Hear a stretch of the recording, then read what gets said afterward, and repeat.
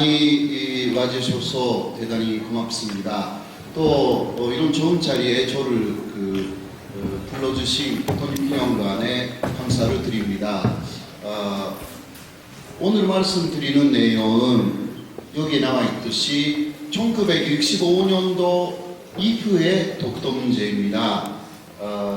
지금까지는 아마 여러분들이 그 역사적인 맥락에서 안현복이라든가 그런 이야기를 많이 들으셨을 겁니다. 근데 오늘은 더 최근의 이야기입니다. 그래서 어린 친구들이 조금 있죠. 네, 앞에도 있고요. 어려울 수도 있는데요.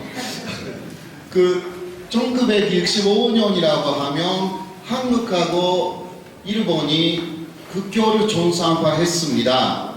그때 독도 문제가 논의된 것입니다. 그 상황부터 현재까지, 그리고 1965년이라고 하면 국교 정상화를 했을 때 한국하고 일본이 여러 가지 논의를 했죠. 요새 문제가 되고 있는 청무공 협정이라든가 그때 맺어진 것입니다. 한마디로 말해서 현재 한국하고 일본 사이에 있는 여러 가지 문제는 65년도 한일 기본조약하고 한일 협정을 맺었을 때에 미흡했던 부분들, 서로 이야기가 완벽하게 끝나지 않았던 부분들, 그것이 요새 와서 또 터지기 시작했다, 그렇게 생각하시면 거의 맞습니다. 그래서 오늘 독도 문제를 또 말씀드리면서 요새 진행되고 있는 문제에 대해서도 관련이 되는 부분에서는 말씀드립니다. 저는 1988년에 한국에 왔습니다. 그래서 31년 됐습니다. 1988년에는 서울올림픽이 있었기 때문에 서울올림픽을 직접 보기도 했습니다. 이후 고려대에서는 일제강점기에 대한 연구를 했습니다. 그래서 일제강점기에 특히 일본이 당시의 조선, 대만, 만주에 대해서 어떤 정책을 썼는가라는 것이 제 박사 논문의 주제였습니다. 그래서 그 일제강점기에 뿌리가 있는 문제들을 그 이후에 쭉 연구하기 시작했습니다. 일제강점기에 뿌리가 있는 문제 중 하나가 독도 문제입니다. 그리고 위안부 문제이고 요새 문제가 되어 있는 강제징용 문제, 이런 것들이 모두 일제강점기에 시작되었다라고 할 수가 있죠. 그래서 제 연구의 베이스는 일제강점기 연구이고 거기서 그 이후에 연구들이 다 달아왔다라고 이해를 해주시면 저에 대해서 어느 정도 이해를 해주실 수 있는 것이 아닌가 그렇게 생각합니다. 그리고 어디까지나 학사적인 입장에서 하기 때문에 여러분들 볼 때 제가 완전히 한국편에 서서 이야기를 하고 있다, 그런 식으로 생각하실지 모르지만 저로서는 객관적인 입장에서 말하고 있는 것입니다. 제 베이스가 되어 있는 연구가 있기 때문에 그래서 일본 쪽에서도 그렇게 쉽게 비판을 못합니다. 제 독도책은 일본에도 일본말로 나갔습니다. 그리고 위안부 문제 책도 올해 8월에 일본어로 일본에서 출판됐습니다. 그런 것으로 일본 사람들도 저를 일단 학자로서 인정하는 부분들이 있습니다. 그런 식으로 이해를 해주시면 좋겠습니다. 독도에 대한 이런 부분은 또 내년 4월쯤까지 두 번째 독도책을 일본 쪽에서 냅니다. 그런 식으로 지금 계획 중입니다. 아무튼 간에 뭐라 할까, 패는 콩보다 강하다 그런 말 있죠. 네. 그게 한국말로 맞아요? 네. 패는 칼보다 강하다. 네.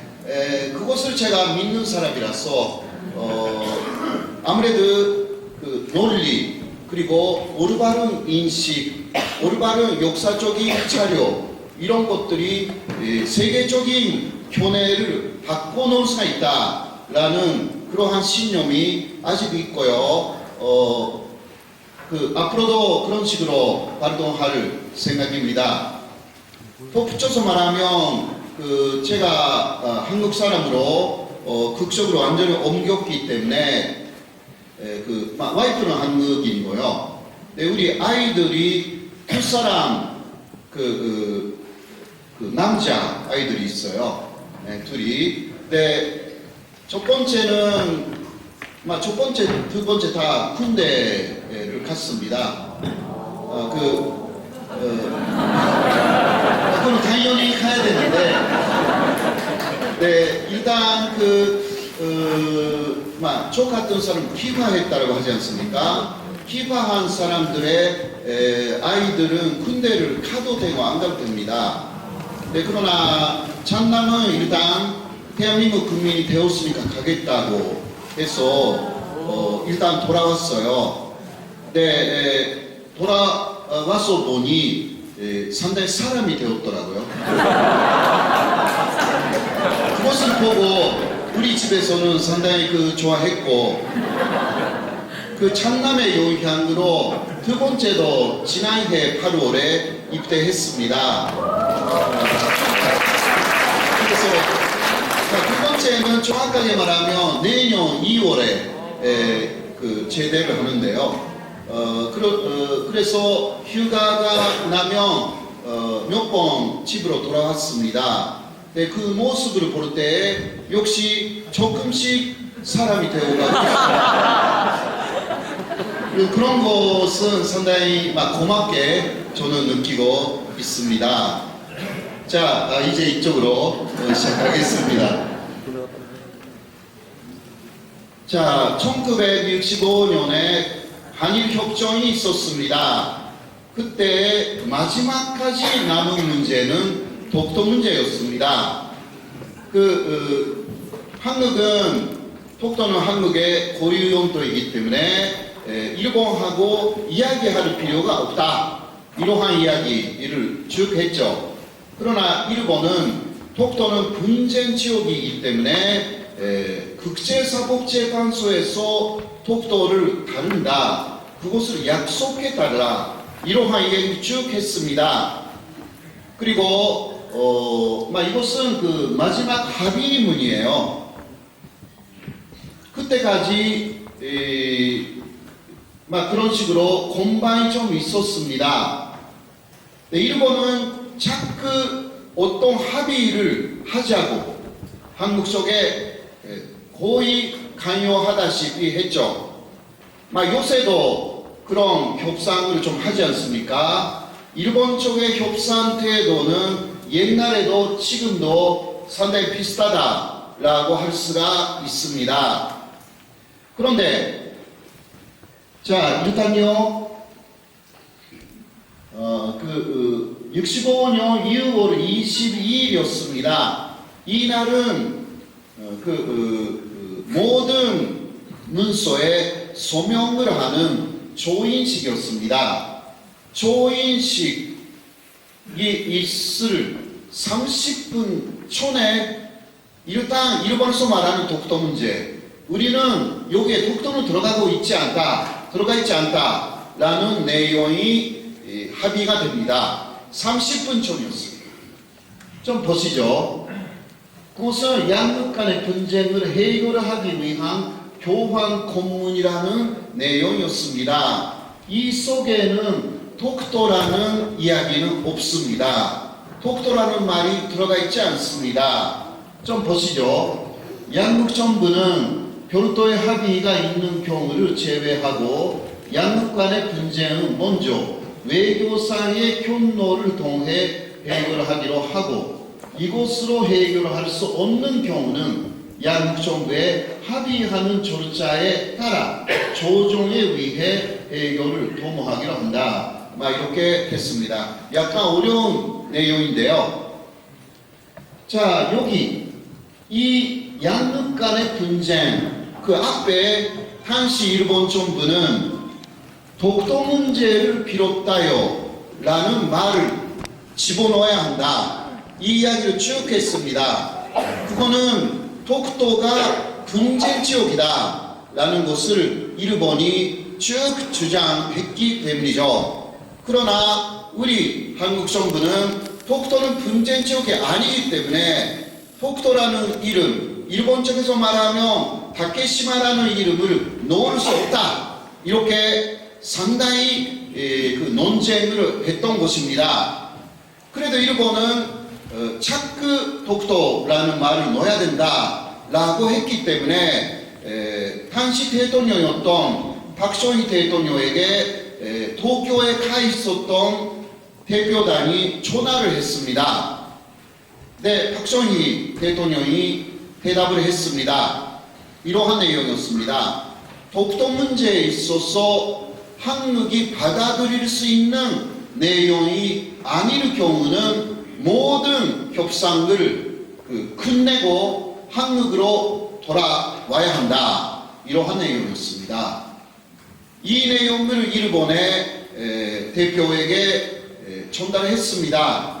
그것은 그 한일회담, 그래서 기본조약이나 기타 그 종루권 협정이라든가 이런 것을 쭉 논의하고 있었던 모든 것을 캔슬하여서 대표단이 한국으로 돌아간다라는 내용이었습니다. 이것은 이 2월 22일에 5일 전의 이야기였어요. 일본으로서는 상당히 당황했습니다. 왜냐하면 그 일본 정부는 일본 국민에게 독도 문제뿐만이 아니라 모든 것을 해결하겠다. 그렇게 해서 국교를 전상화하겠다. 이 이야기를 하고 있었는데 한국 정부가 모든 것을 취소하여서 한국으로 돌아간다. 이 이야기가 나왔기 때문에 상당히 곤혹스러운 입장이 됐습니다. 그래서 일본 정부는 독도를 다시 한국에 양보했습니다. 이거 역사적인 사실입니다. 독도를 양보하여서 다른 협정문서, 종루권 문제라든가 기타 제1한국인의 지위 협정이라든가 어업협정이라든가 기타 문화재 반환 협정이라든가 이런 곳에 한국의 도장을 일본이 받아야 되는 거였죠. 그리고 한일 기본조약이라는 그 조약에 한국적 도장이 필요했습니다. 그래서 일본은 상대적으로 생각해서 독도는 그렇게 가치가 있는 게 아니다 라고 판단하여서 한국 쪽의 주장을 받아들인 것이었습니다. 자, 그렇게 해서 여기에 그 일본이 계속 주장했던 독도 문제를 비롯하여 라는 말이 들어가지 않게 된 것입니다. 결과적으로 한국의 주장이 관철되었습니다. 다시 말하자면 박정희 대통령이 상당히 좀 배짱이 있었다라고 할 수가 있습니다. 제가 박정희 지지자는 아닙니다. 네, 그러나 일단 역사적인 사실로 그때 모든 것이 결정되어 있었는데 그 마지막 남은 독도 문제로 승부를 건 것이었습니다. 그렇게 해서 성공했고요. 결과적으로 이러한 내용만 확인하고 독도는 빠졌습니다. 자, 당시는 독도가 그렇게 가치가 없었던 것입니다. 일본에서 볼 때요. 우리가 볼 때는 독도는 항상 가치가 있는 곳입니다. 자, 이유는 한시 일본 쪽에서 독도를 얻어도 독도 주변에 12해일이라는 바다만 얻을 수가 있다. 12해일이라는 것은 20km 정도입니다. 그래서 일본에서 생각할 때 다른 한일 관계의 문제하고 비교할 때 독도 문제는 경제적으로도 별로 가치가 없다. 이렇게 판단한 것입니다. 일본 쪽의 문서에 남아있는 내용이죠. 독도에는 경제적 가치가 없다. 독도 문제랑 감정의 문제에 불과하다. 그래서 양극의 국민들을 설득할 수 있는 내용이 있으면 그것으로 타협을 하자. 이러한 내용이었습니다. 상대적으로 독도의 가치가 작다고 생각했습니다. 일본요. 우리는 아닙니다. 자, 여기서 일본 쪽의 생각이라는 것을 우리가 좀 알 수가 있는 부분이 있습니다. 일본은 실리적이다 라는 것입니다. 경제적 가치를 먼저 가진다 라는 것입니다. 우리에 있어서 독도는 경제적인 가치 이상의 가치가 있습니다. 그렇지 않습니까?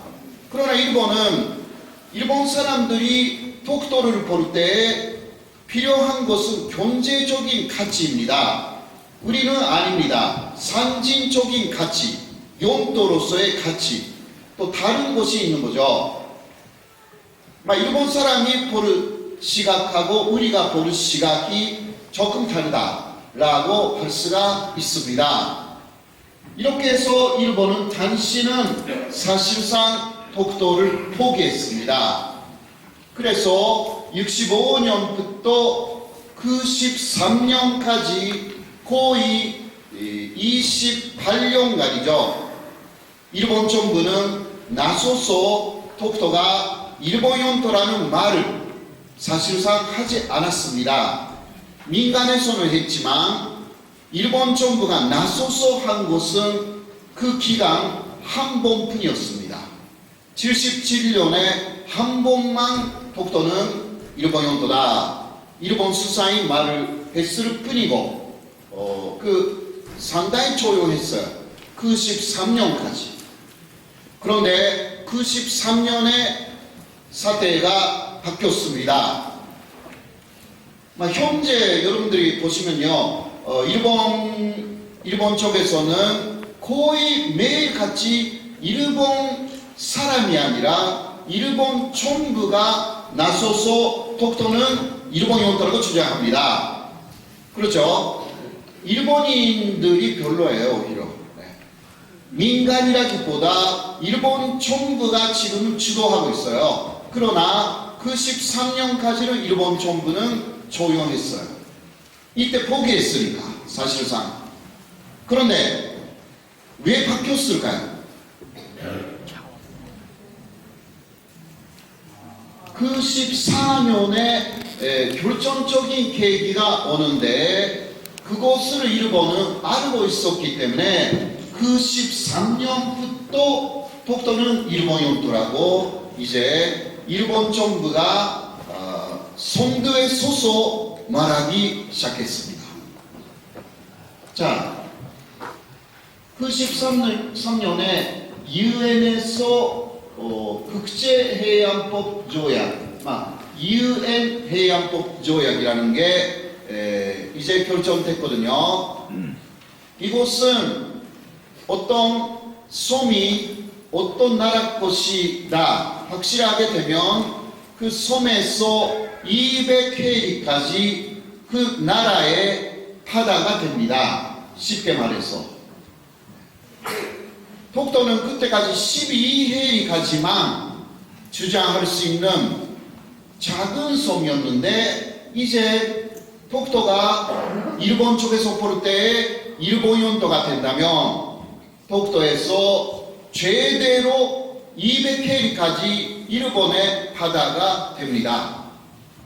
그래서 너무너무 실리적인 일본 사람들은 이제 태도를 바꾼 것입니다. 그런 것입니다. 지금 한일 간의 총무권 문제도요, 2000년 초 정도까지는 개인 총무권이 살아있다라는 것을 일본이 인정해 있었어요. 그런데 지금 바뀌었죠.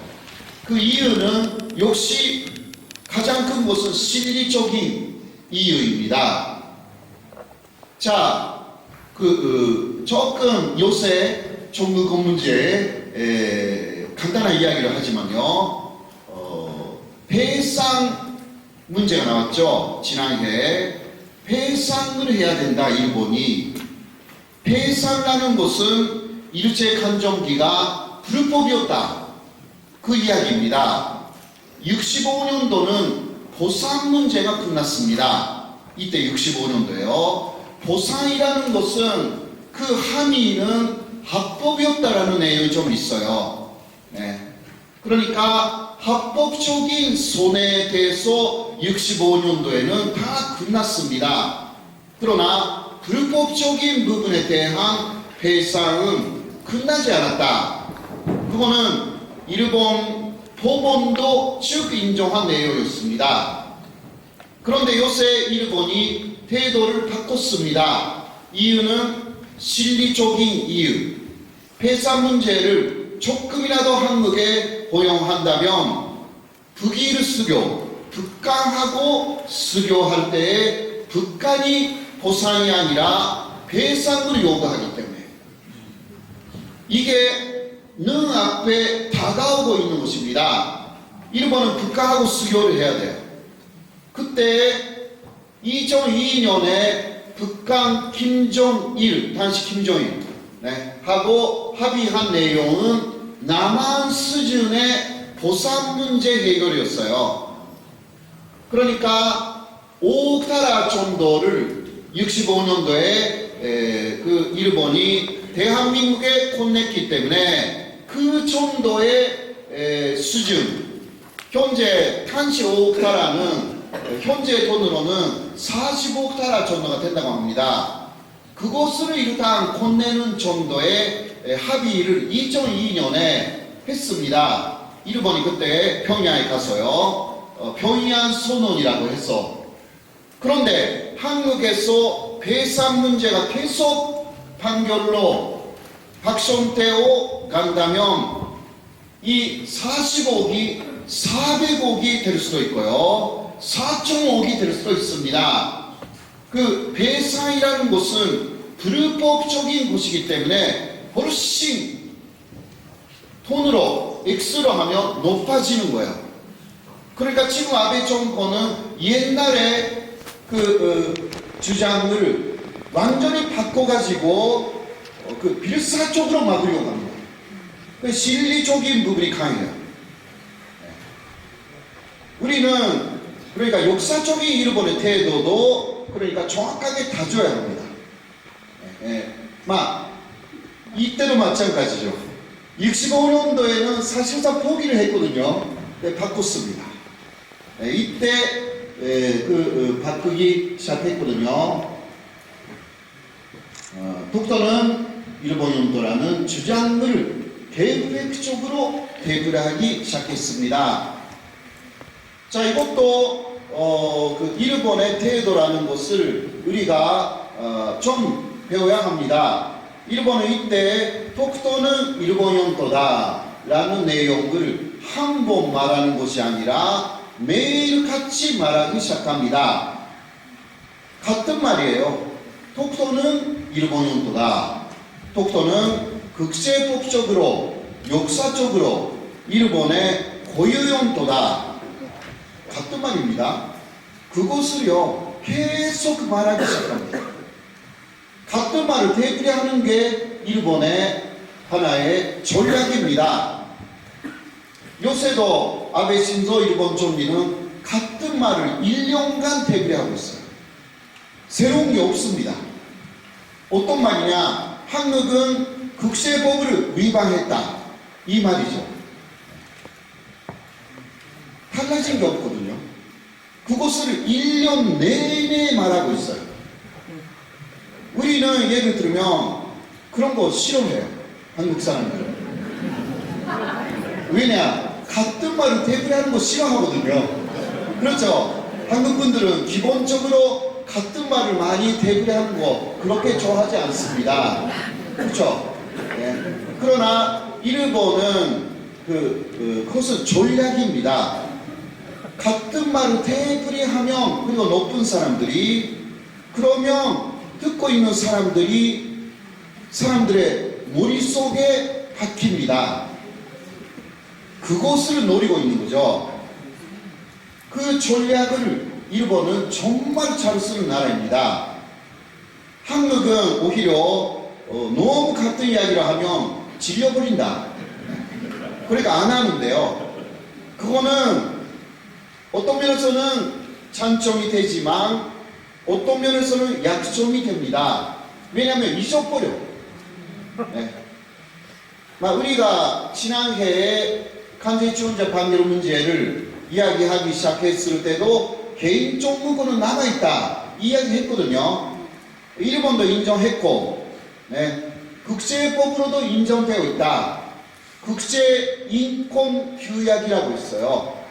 거기에는 국가 대 국가의 조약이 있다 하더라도 국가 대 국가의 조약에 개인 문제도 기재가 되어 있다 하더라도 개인의 종무권은 소멸되지 않는다. 이게 국제인권규약이에요.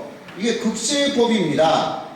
그러니까 그것을 위반하고 있는 것은 사실 아베 정권이거든요. 근데 그런 이야기를 해야 되는데 우리는 처음에 조금 했지만 한봉하면 끝냅니다.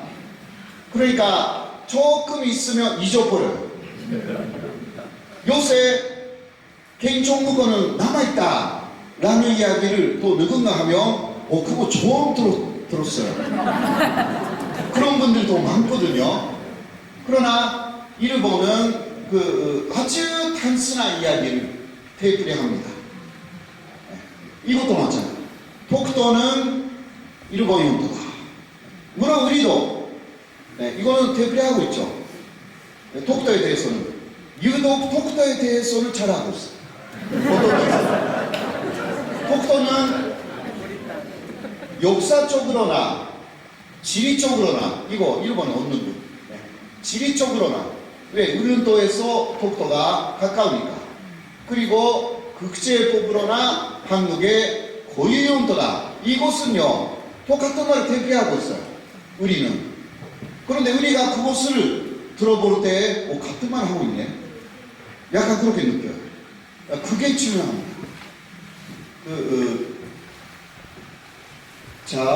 일본이 대표하고 있어요. 지금도요. 네. 자, 그런데 이 문제를 해결하기 위해서 당시는 김대중 정권이었습니다. 98년부터 1년간 한일 양국이 신한일 5협정을 체결했습니다. 이곳은 동해라는 바다를 일본 바다하고 한국 바다로 나눠주는 그러한 협상이었다고 생각하시면 돼요.